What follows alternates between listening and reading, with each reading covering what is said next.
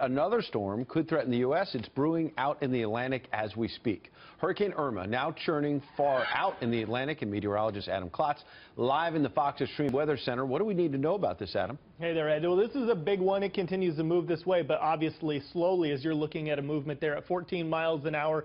Winds up to 120 miles an hour. We're beginning to see a couple of watches and warnings being placed in the Lesser Antilles. That should be arriving into those initial islands here tomorrow night. So we still have a little bit of time, but this is going to be a big system. Currently, that Category 3 will build up to a Category 4 storm. Here is our current path. This is the cone of uncertainty, which means it could settle a little to the south. It could move a little to the north, but current paths take it right to the north of San Juan, Puerto Rico, before running into the Bahamas.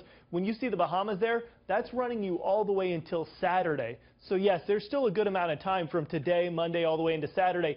Still, at that point, we'll be waiting to see where exactly it's going to go, if it's going to make landfall or not. Now, the models keep shifting on this a little bit. We've got a big Bermuda high pressure system, and that's forcing this thing to settle to the south. Initial models suggested maybe it wants to run to the north, but as this keeps pushing on it, we keep seeing this shift farther and farther south. As it moves this direction, we're going to have to make up our mind. Are we going to move up the east coast, or there's at least a small chance that this sneaks into the Gulf? Most models at this point are telling us that, yes, it's going to be climbing up the east coast. Here's what some of our tropical models do say, and this is a spaghetti plot, so it runs several different models, all pretty much in agreement there, running right north of Puerto Rico. But at this point, that's when you start to question, well, where will you go next? A couple of different possibilities here as well. One, as it moves that way, we're talking about strengthening from a 3 to a 4, maybe going back down to a 3 as you run over some of those islands.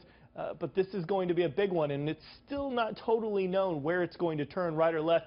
But guys, we are getting here right into the heart of hurricane season. It actually peaks on the 12th, which could be when this thing's getting closer to shore. So we're right there, and we're going to be busy here for a little while, guys. Wow, no doubt about it. The Gulf can hardly withstand another storm right now, but the East Coast also bracing for that. Adam, thanks for bringing us the info.